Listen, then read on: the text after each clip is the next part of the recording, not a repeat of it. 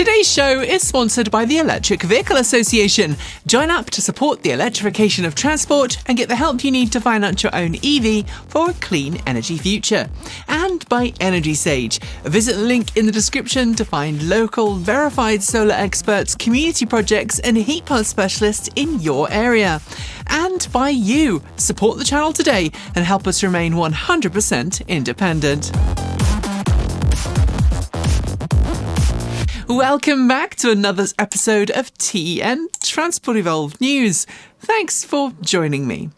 We start today with the official unveiling late last week of the pre-production version of Telo Truck's very first vehicle, a fully functioning mini pickup called the Telo MT1. While the reveal event took place just before last week's show aired, since we weren't invited to the reveal and didn't know it was happening, we weren't able to put it into last week's show. What we can tell you though is that this compact pickup, about the same size as the current generation Mini, is built with practicality in mind, with seating for up to 4, a target starting price of $41,000 and a pickup bed that's large enough to fit a standard sheet of plywood and, for those who need extra space, a promised drop-down midgate to extend load-carrying capabilities into the back of the cab. There's even a Rivian-esque load tunnel, which Telo calls its monster tunnel because it sits under the bed, and a promise of 223 kilowatt single motor or 372 kilowatt dual motor configuration.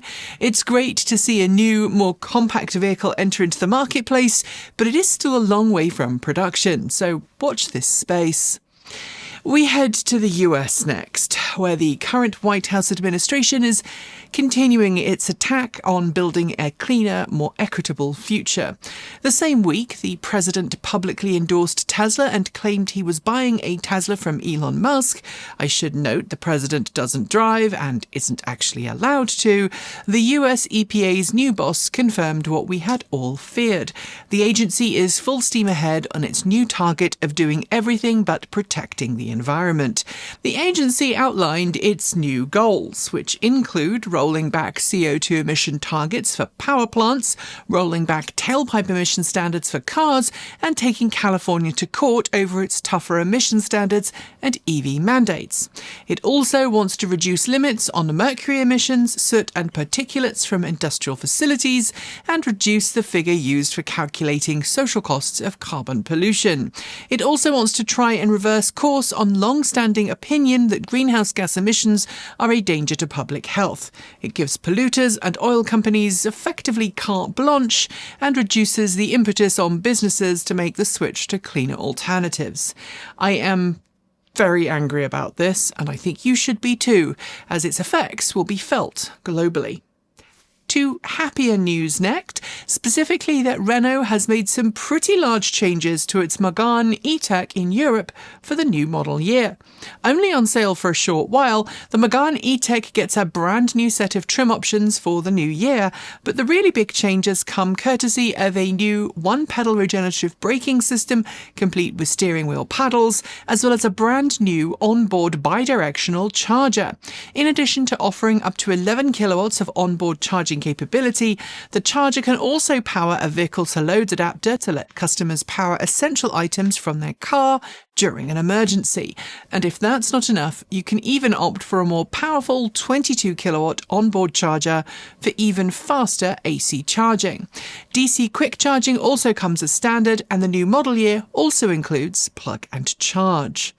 While we are in Europe, let's head to Toyota's official press event there this week, where the brand unveiled a whole slew of new electric models. First to get its reveal was the all-new CHR Plus, a new all-electric model that takes its stylings from Toyota's already in production CHR Hybrid. Larger than the aforementioned CHR it shares a name with, the CHR Plus is built not on the same platform as the CHR, but rather the same platform as the Toyota BZ4X, meaning it gets a choice of 57.7 or 77 kilowatt-hour battery packs with a choice of either front or all-wheel drivetrain. At its European launch, it will be offered with either 11 or 22 kilowatts of AC onboard charging and DC fast charging speeds of up to 150 kilowatts, with a claimed range of up to 600 kilometres, 373 miles on the WLTP test cycle. It's not yet officially confirmed for North America, but rumours suggest it will arrive there next year. Also unveiled by Toyota at the same event this week was another European targeted model, the Toyota Urban Cruiser. Designed with tight European streets in mind, it follows in the tyre tracks of rival subcompact crossovers.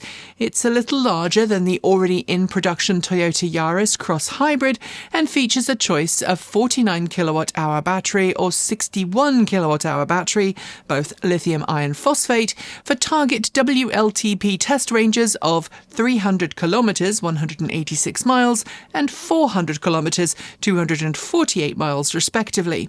It's interesting to see Toyota roll out so many new models for Europe, given it's reticent in recent years to make EVs, but I've got to admit I'm eager to see how these drive and perform in the real world. More choice, especially lower cost options, is always a good thing. Sticking with Toyota, yes, there's been many things revealed. It's worth calling out the refresh of the Toyota BZ4X and its sibling, the Lexus RZ. That's because, at the very same event, Toyota announced a new set of battery packs for the model, 57.7 or 73.1 kilowatt hours, paired with either front-wheel drive or, in the case of the larger battery pack, all-wheel drive. There's more power at the wheels thanks to an all-new silicon carbide semiconductor inverter, and battery preconditioning has also been added for faster DC quick charging.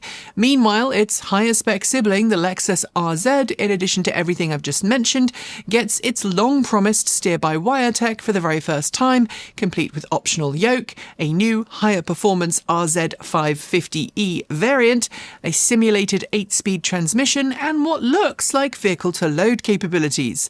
More details to follow. Last week, I told you about the just-revealed Volvo ES90, which debuted last week for the first time, complete with 800-volt battery tech. Offering faster charging and more efficient energy use, the 800-volt tech is now coming to the ES90's sibling, the already in production EX90. Confirmed this week, the brand says it will be switching its EX90 and other models too to 800-volt technology during a model year changeover. When is not confirmed yet, but it'll be fair to assume that the EX90's Polestar twin, the Polestar 3, will also get a similar 800-volt battery pack and power electronics upgrade. This will make both models a far more competitive and compelling choice in the marketplace. We should expect the 800-volt switch to happen sometime this year for 2026 model year variants, so watch this space.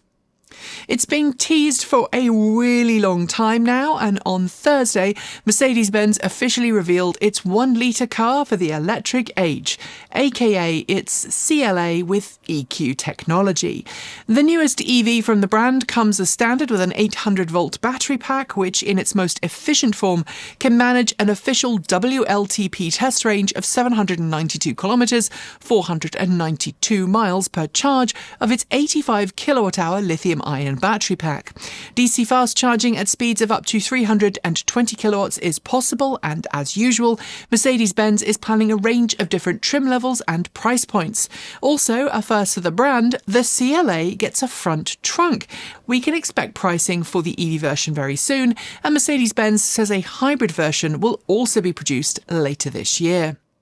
Shifting gears now to something we hope you never have to deal with: insurance claims on an EV following an accident.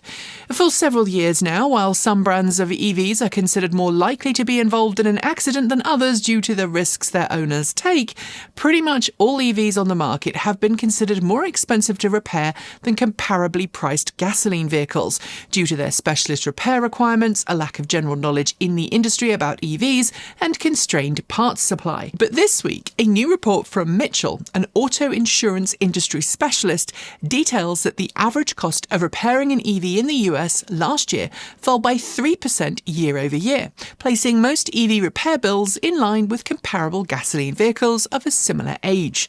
Of course, exactly how much an individual vehicle will cost to fix does depend on its damage, and if you're involved in a collision that could affect your car's battery pack, most insurance companies are still erring on the side of caution and declaring a total loss. But progress is finally being made, and that's a very good thing. And finally for the segment, while we've been watching with a mixture of morbid curiosity and existential dread as the US government strips away any attempts to build a cleaner, greener, safer, smarter and more equitable future, the energy industry seems to have other ideas. At least the electrical grid does, with news this week that last year the US installed more solar capacity to its electrical grid than any other energy generation method in more than 20 years. In total, 50 gigawatts of new solar capacity was brought online last year, and that only includes large grid-tied projects, not small domestic systems or off-grid solar. But as Wood Mackenzie detailed in its latest solar industry report this week, that represented 84% of all new electrical generation capacity added to the US grid last year. At the same time, a report from global energy think tank Ember said that the US's total grid mix last year saw wind and solar account for 17% of total grid power generation, overtaking coal for the very first time. Coal last year accounted for just 15% of the US's total grid energy mix, which, as I'm sure you'll agree, is very good indeed. And if you're in the US and you would like to help drive that number down even further, well, why not check out one of today's video sponsors, Energy Sage. Energy Sage helps homeowners connect with local verified solar installers across the US and now heat pump specialists in select markets who really know their stuff and can help you navigate the process of installing photovoltaic solar panels, help you join a community solar program, or get a heat pump installed. We used Energy Sage when we were looking for installers willing to help us fit solar panels on the roof of our home, and our Energy Sage verified installers were professional, knowledgeable, and even put us in touch with an amazing credit union that allowed us to finance our solar panels for as low a monthly payment as possible. Follow the links below to sign up for either of Energy Sage's free, no obligation services and get that ball rolling today. If you choose to use an Energy Sage installer for your project, we will also get a small referral fee, so you'll be helping us out too. Help the grid get greener, save money, and support this channel? It's a win-win-win. And now it's time for our news shorts. Orange EV, a company that specialises in building all-electric tractor units for on-site haulage duties at large ports and depots, has recalled some of its HUSK-e XP Terminal trucks due to an incorrect GAWR rating on its stock wheels and tyres. Volkswagen Group of America has recalled some Volkswagen ID4 and Audi Q4 models to address a problem with the charging circuit for affected vehicles' low-voltage batteries. In some cases, those batteries can fail, leading to a sudden loss of power. Ford is recalling some Mustang Mach-E models to address an issue with the potential for an overheated high-voltage battery contactor that could fail, resulting in a sudden loss of drive power. This is not the first time this issue has appeared for these cars. Motiv Power has recalled some of its school buses and commercial trucks after a fault with the affected vehicle's throttle position sensor. In extreme cases, these can suddenly come loose, causing a sudden loss of drive power. It's official. From April 1st, if you're in Amsterdam's waterways on a privately owned watercraft, that boat will need to be powered using battery electric, hydrogen fuel cell, or human power. Some exceptions exist, but the city wants to make its famous canals zero emission. Nissan has unveiled its latest generation of autonomous vehicle technology in Japan. Fitted to a Nissan Serena, the technology allows for fully autonomous operation thanks to 14 cameras, 6 LiDARs, and 9 radars, plus a bevy of onboard computer tech. BasiGo has confirmed that it sent the first 28 of 100 planned new electric buses to Rwanda to help the country build what will be the largest electric bus depot in the whole of East Africa. BasiGo offers independent drivers the ability to lease an electric bus using a pay-as-you-go program. Tesla is under investigation in Canada after 4 stores submitted 8,600 rebate applications to Transport Canada in the 72 hours before those rebates ran out, representing a rate of 50 vehicle handovers per hour at each store, an impossibly high figure given each store's size and inventory. 5 hydrogen-powered buses in Antwerp, Belgium are being decommissioned after their operators decided they are neither operationally nor financially viable. Reliability issues led the operators to replace the buses with battery electric ones instead. Mercedes-Benz has announced that it will be moving all of its charging services together under one new product, MB.Charge Public. Replacing the Mercedes Me charging service, the firm says pricing and service coverage will stay the same. The UK government has announced that come April 1st, new electric car owners in the UK will no longer be able to avoid paying the expensive car supplemental road tax if their vehicles have a list price of £40,000 or higher.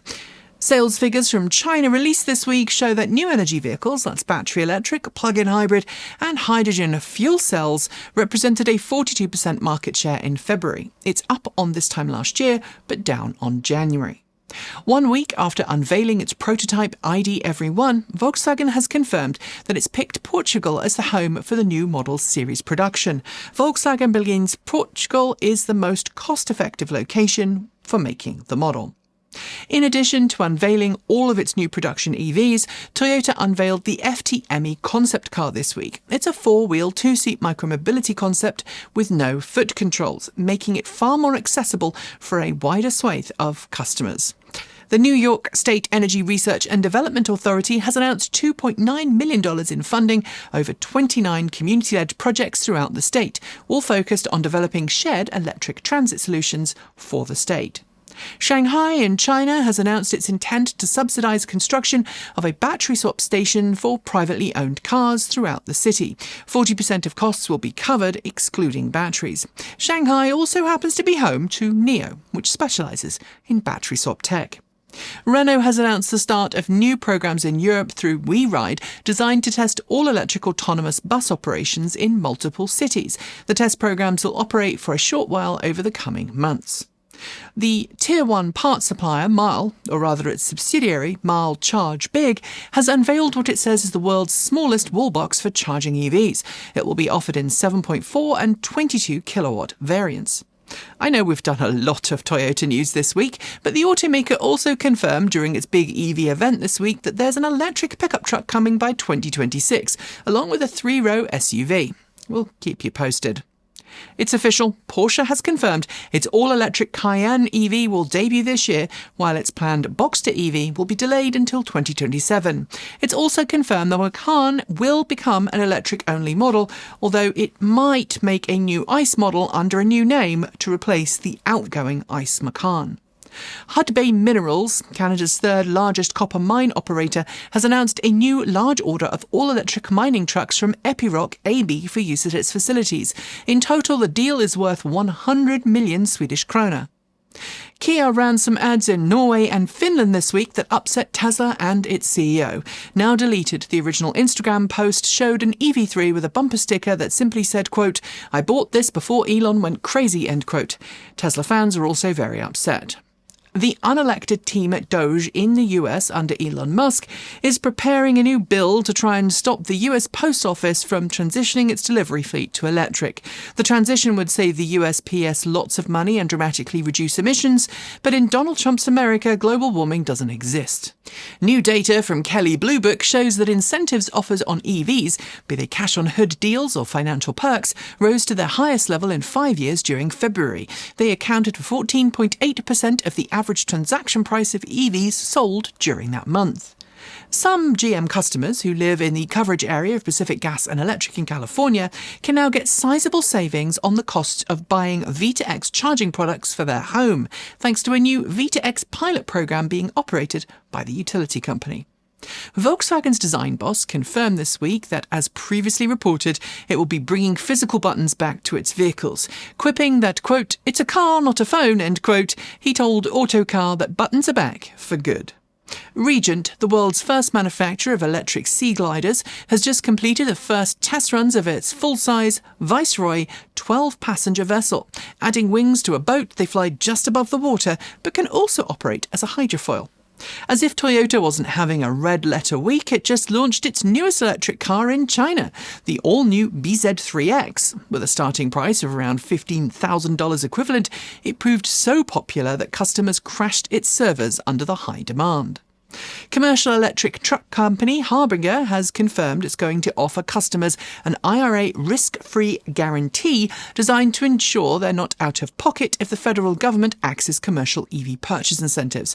It offsets $12,900 from the price of its S524 Class 5 truck.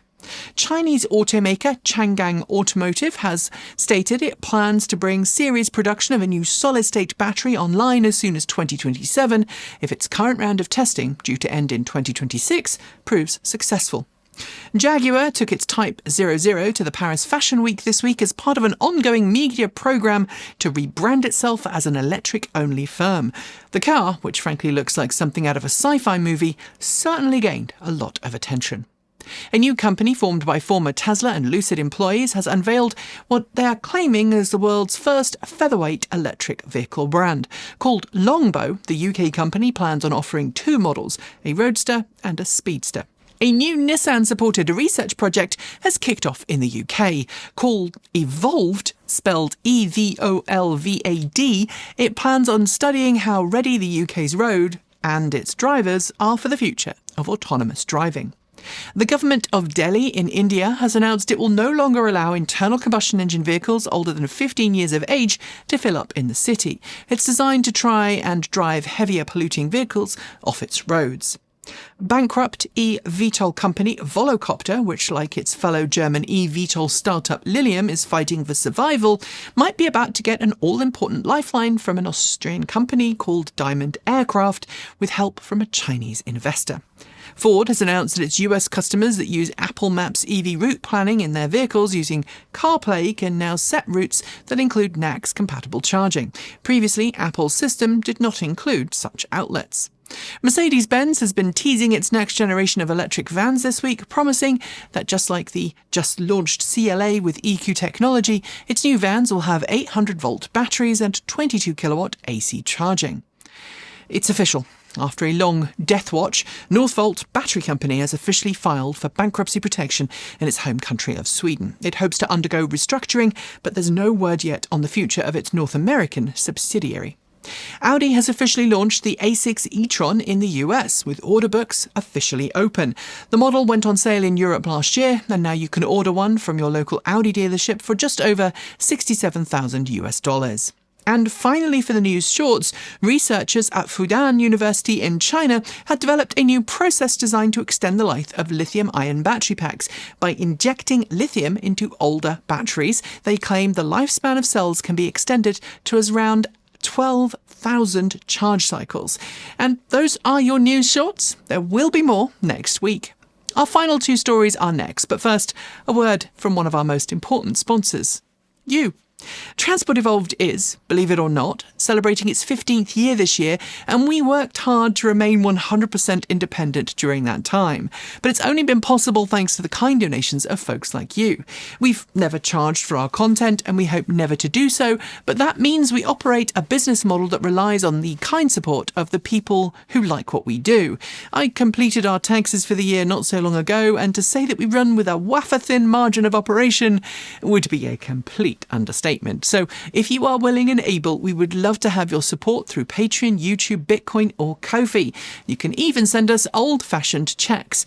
Like many YouTube channels, our YouTube ad revenue has dropped quite substantially in recent years, about 60%, and I'd really love to be able to give our hard-working team the raise they deserve, something that I have been unable to do for the past 2 years.